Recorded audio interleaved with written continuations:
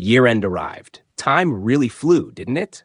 The studio lights were glowing, warm, and full of energy, almost like the place itself knew something special was happening. The cameras were rolling. The Just group was on screen, all smiles, soaking in the moment. They were holding Song-wook in their arms, tiny, giggly, and the absolute heart of the show. Everyone was just happy.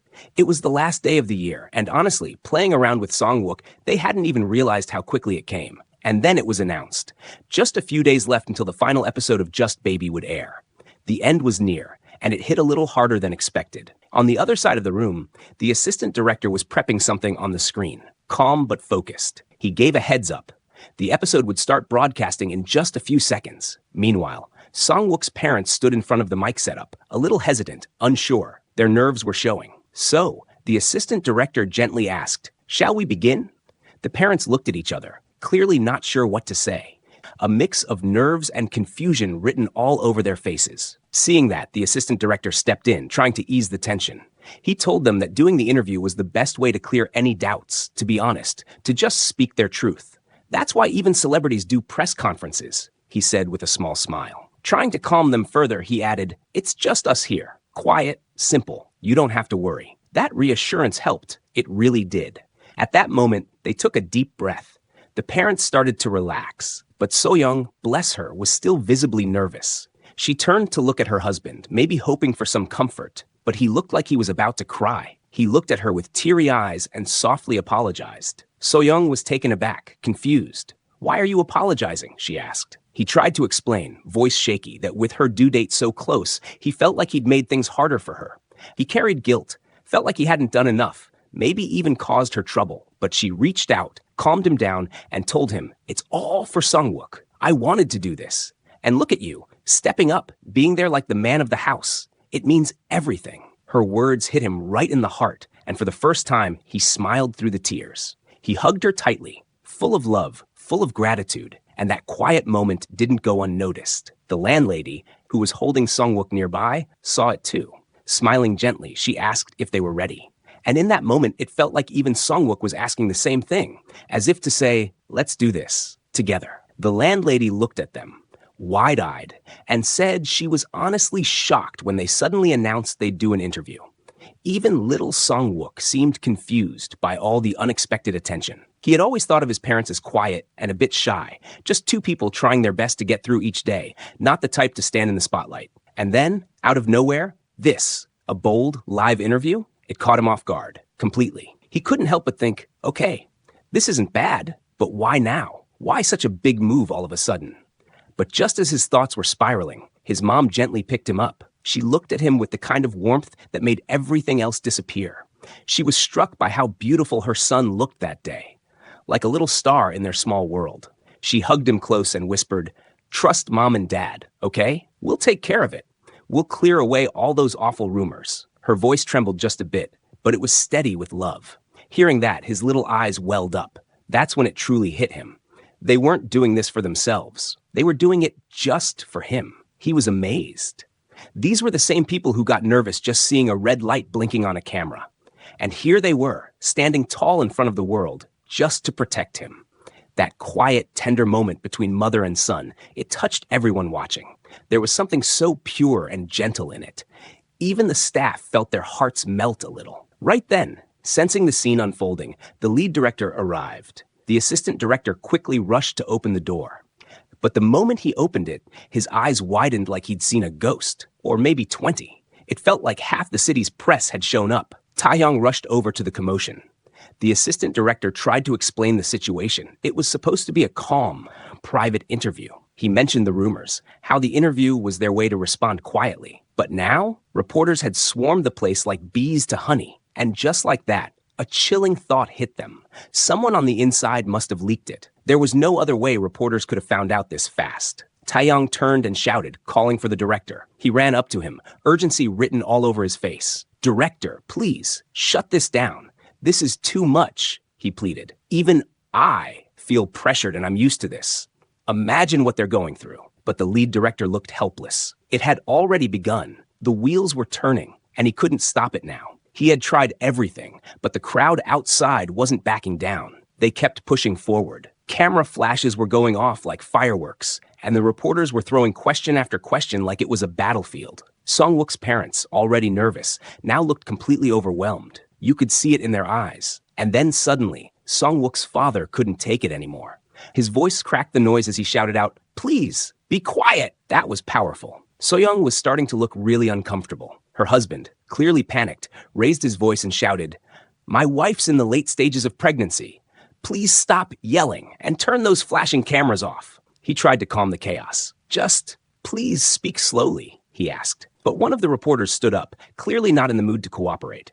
He asked, almost accusingly, "Why is this family causing all this drama?" Song-wook's father froze for a second, unsure how to even begin responding. But then he looked up and spoke. "There have been articles saying some really awful things about our family," he continued, voice trembling but firm. "Yes, it's true. My wife and I, we both grew up in an orphanage. We had no one. When we left, we had nothing except each other. But we didn't give up. We worked day and night to build a family, just like all parents do. We worked hard, honestly, and we're proud of it. And then one day, our neighbor noticed Song-wook's talent. That's how we ended up here." He glanced toward the landlady, who gave him a warm, proud smile.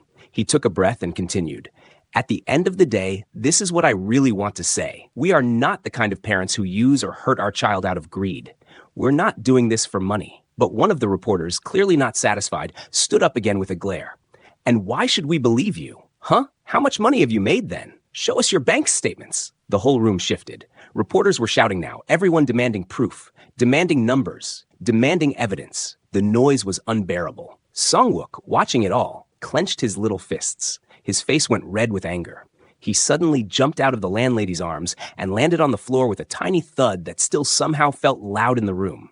He marched right up to the reporters and stood in front of them, tiny but fierce. "Stop it!" he shouted. His voice shook with emotion. "Don't bully my mom and dad." He was this close to yelling out, "Cut it out, you reporter bastard!" But, well, he couldn't quite pronounce the word yet, so he let it slide. But even without saying it, the fire in his eyes did all the talking. The reporters were stunned. Some even looked a little scared. Watching his bravery, Taehyung nodded at the director. No words needed, just that one look. The director got the message loud and clear. He stepped forward with Taehyung, both of them standing tall in front of the reporters. "That's it. We're done. This interview is over." Song-wook turned back and looked up at his dad. "Daddy, are you okay?" His father scooped him up without a word and pulled him into a tight hug. Song-wook still had a bit of a frown on his face. He was mad because, well, his dad really wasn't the best with words. But even so, he was happy. His dad had tried his best. Then, suddenly, he turned to look at his mom. "Mommy, are you okay?" But So-young's face had gone pale. Her expression was tight with pain. Something wasn't right. She was having contractions, and it hit all at once. Both Song-wook and his dad completely freaked out. They rushed off toward the hospital in an ambulance, sirens slicing through the streets like a dramatic movie scene. Inside the ambulance, So-young lay back on the stretcher, trying her best to stay calm. Meanwhile, her husband and little Song-wook were both huddled beside her, faces tight with worry. They were on the verge of tears. "Just hang in there a little longer," her husband said. "We'll be at the hospital any minute now." Trying to calm the mood, she managed a soft smile. "Song-wook, Mommy's okay, sweetie. Don't worry." But Song-wook could see right through her. He knew she was in real pain, and that made his tiny chest tighten. He was frustrated, because honestly, what did he know about childbirth, or pregnancy, or marriage even, in this life or the last? He was mad at himself for being so powerless in a moment like this. He kept thinking, there has to be something I can do. But no, not this time. All he could do was hold her hand and hope. Thankfully, the ambulance pulled into the hospital fast. And then, in the very next scene, both the director and assistant director just stood there, mouths open, cheeks red. Because right in front of them, little Song-wook was proudly holding his baby brother in his tiny arms. It was one of those melt-your-heart kind of moments. Everyone around them couldn't stop smiling. Assistant director walked up to So-young, looking all sheepish. "I'm really sorry for all the earlier chaos." But So-young, ever the calm one, just gave a gentle smile. "No need to apologize. I'm all right now." The assistant director chuckled softly. "Honestly, I didn't think any baby could be as pretty as Song-wook, but man, Min-guk is no joke." He reached out, all drawn to Min-guk's squishy little cheeks. But before he could even get close, slap! Song-wook smacked his hand away like a protective big bro on duty. Frowning hard, he said, "Don't touch my baby brother." With the sternest eyes he could make, he added, "You shouldn't touch newborns with dirty hands." The assistant director blinked, surprised, and kind of impressed. This kid was already acting like a full-on guardian. In his past life, all his siblings had been total chaos, nonstop headaches. But this time, looking at little Minguk, he made a silent vow. "I'll raise you right, buddy." The lead director, watching this adorable brotherly bond, suddenly got a light bulb moment. He turned to Song-wook's dad. "Would it be okay if we filmed the two of them? Just a quick shot together?" he added. After that live interview, viewers went wild. The forum's been exploding. This'll be a sweet update for them. Dad gave a small nod. "Sure," he said, touched by all the love around him. The assistant director quickly set up and started filming the tiny duo, Sung-wook looking proud and Minguk sleeping like a dumpling. But something was still bugging Sung-wook's father. He turned to the lead director and asked, "Hey, what happened after we suddenly had to leave back there?" The lead director gave a relaxed sigh. "All taken care of. It's been resolved now." He grinned a bit and added, "Oh, and we even caught the rat." We see earlier, the pager had clattered to the ground. Taeyong was yelling at Michael. "Why the heck do you have this pager?" He went on. "There's been all kinds of weird stuff going on lately, right? Stuff only the crew would know keeps popping up in articles. And even interviews that not even our team knew about somehow got leaked to the press." Michael was starting to look seriously shaken. With a sharp glare, Michael barked back, "So what? What'd I do?" But Taeyong wasn't backing off.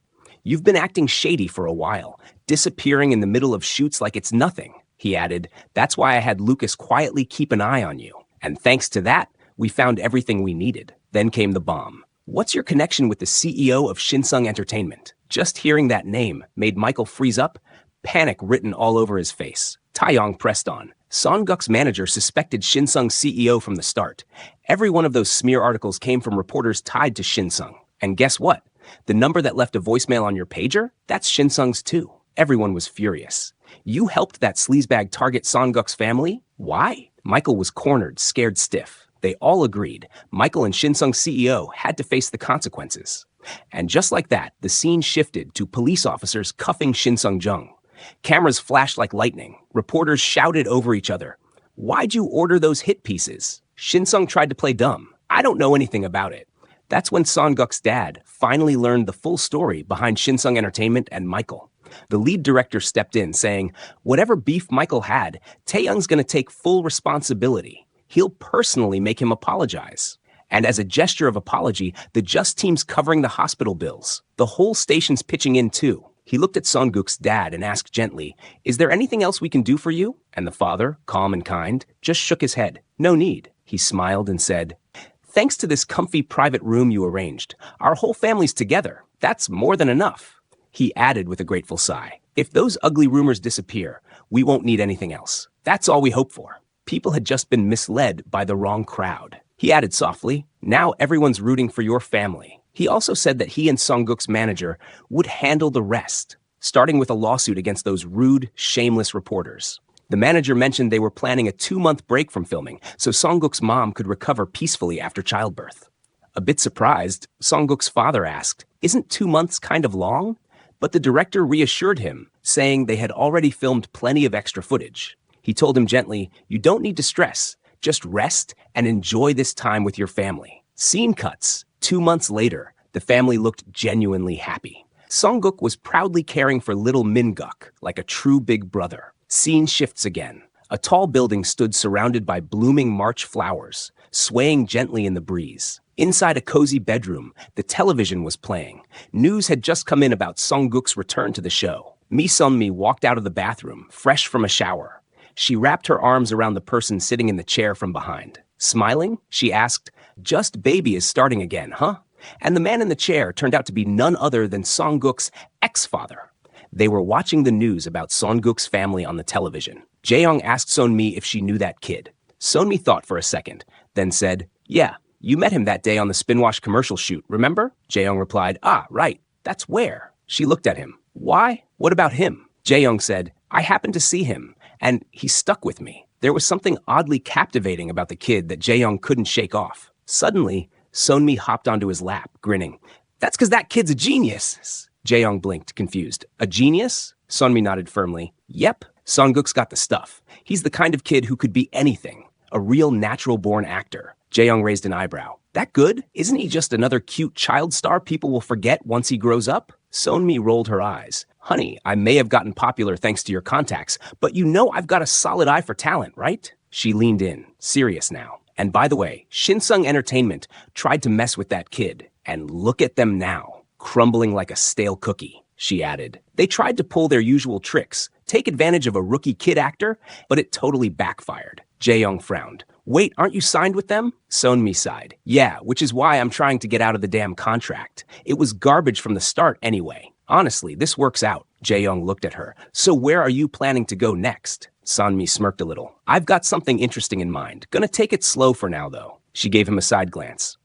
But hey, if you're thinking ahead, investing in Seongguk might be a smart move.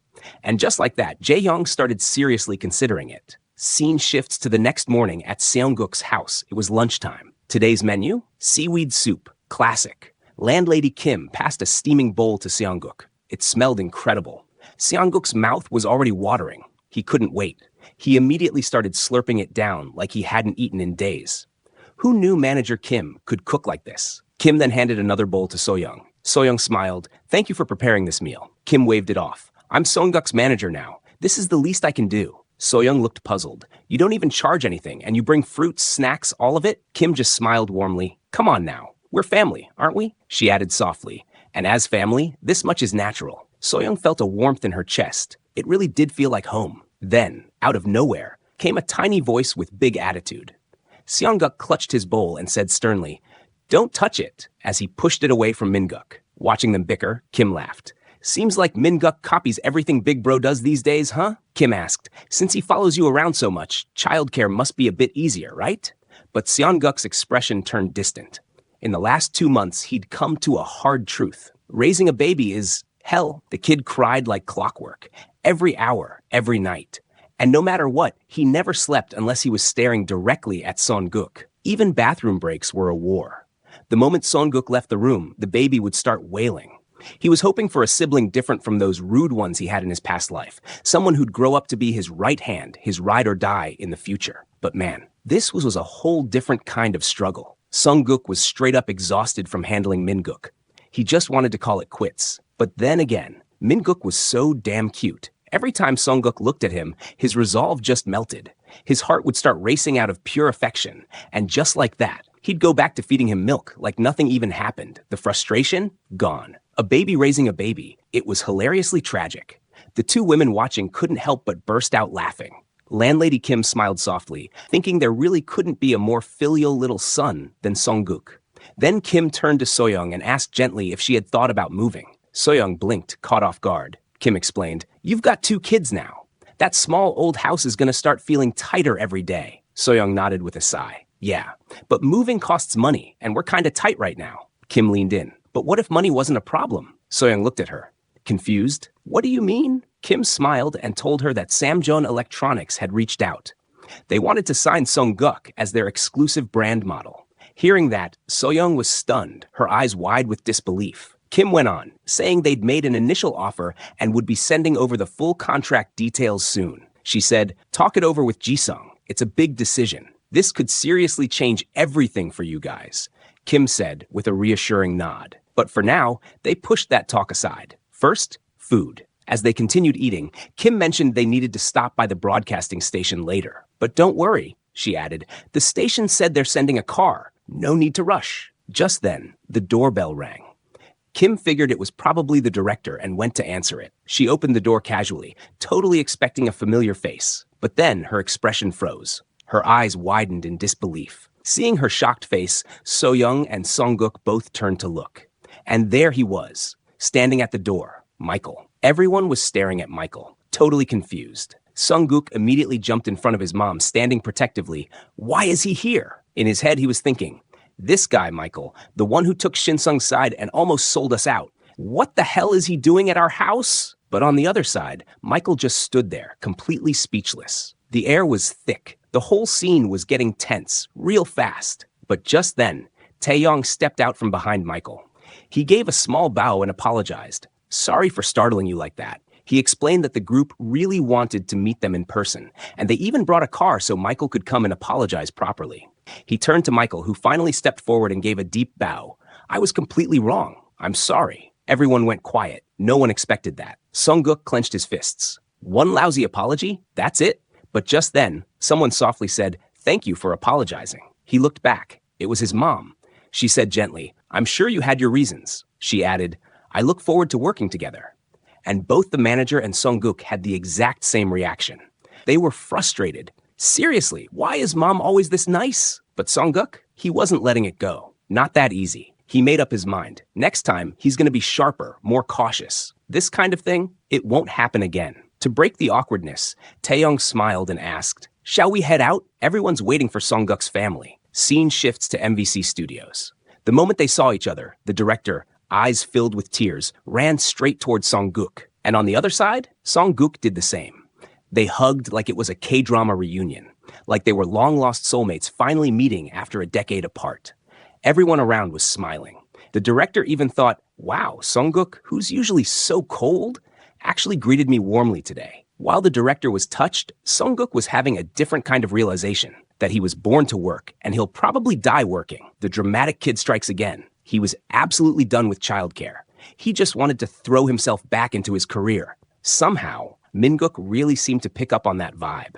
But setting aside his personal drama, the director turned to Soyoung and asked her how she was doing. Then his eyes landed on little Min-guk, who looked like he was on the verge of tears. The director blinked. Min-guk had definitely gotten even cuter in the past 2 months. But apparently, Min-guk didn't think the director was all that cute. He burst out crying and stretched his arms towards Sung-guk only.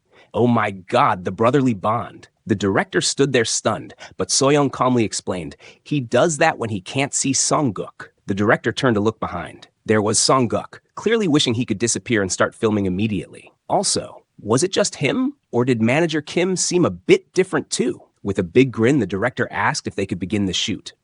He explained that they had 20 episodes left to finish the series. Soyoung looked a bit shocked at the tight schedule, but manager Kim was like, all good. Then suddenly, the director's eyes lit up. The first broadcast of the new season was going to be the Cherry Blossom Picnic. Scene shifted to a cherry blossom location, beautifully reserved just for the staff. Taehyung and Jaehyun were flabbergasted. Why? Because Sung-guk was wearing the cutest outfit ever, practically looking like a cherry blossom fairy himself. Man, the styling team really outdid themselves. Taehyung nudged Sung-guk and asked, "You really like being complimented, don't you?" "Because you're going to be showered with them." Sung-guk held his head high with pride. Suddenly, the assistant director shouted, "Filming starts soon. Everyone, please gather."